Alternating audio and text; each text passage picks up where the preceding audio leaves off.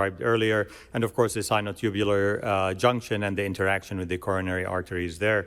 Obviously, in addition to that, add any transfemoral delivery of an endovascular device into the aortic root. We'll have to deal with the left ventricular length and the length of the nose cone of the device, and manipulating the device and rotating it through the aortic arch.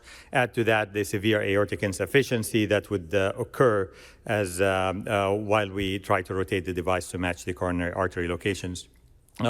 Prior to our case, there were two cases described in the literature looking at deployment of endovascular devices in the aortic root.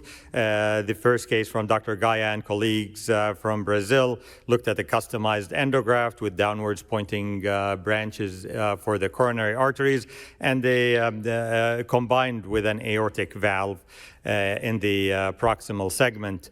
That device was delivered by transapical approach through a 30 French sheath.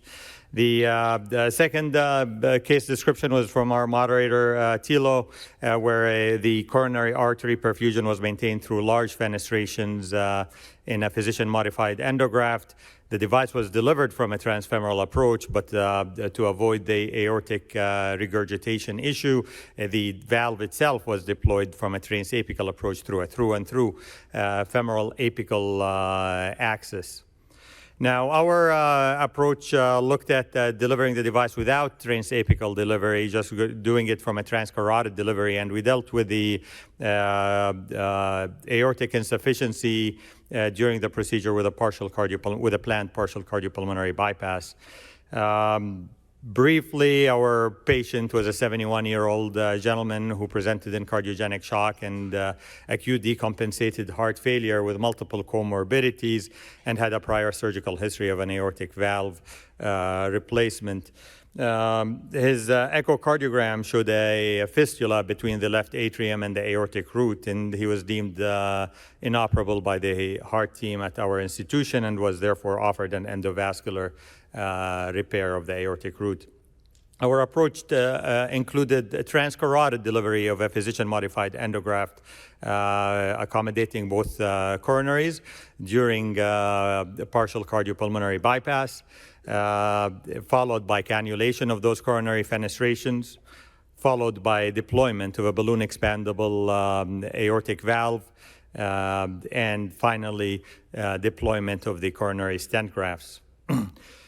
This is what it looked like upon completion. It looked great, no valvular insufficiency with coronary patencies. However, on the table, we had to go back on VA ECMO due to separation of that right coronary stent, and we had to redo it on the table. Patient's postoperative echocardiogram revealed sealing of the fistula, and the CT scan looked adequate. He did have multiple CT scans over 60 days after the procedure, largely because he got multiple readmissions due to heart failure issues. All of them showed patent coronaries and the competent valve. The patient's immediate postoperative recovery was good. He was discharged after a prolonged hospitalization, eventually to rehab and then to home. But again, had to have multiple readmissions for heart failure and ultimately expired within 90 days. It's hard, therefore, to comment on what the durability of such approach is because of the recent cases and, of course, our case. And as mentioned before, we have to take into consideration the dynamic nature of the ascending aorta and wonder how much that would contribute to the durability. In conclusion, obviously, we do not have an ideal device for an endo-Bentall. I think the device should have to include both a stent graft and a combined with an aortic valve to decrease the issues with aortic insufficiency during deployment. Peripheral cardiopulmonary bypass can help, and coronary fenestrations probably should be pre-made with downwards pointing branches to facilitate cannulation. Again, much to be developed in this technology, and hopefully we can know more about it in the next few years. Thank you.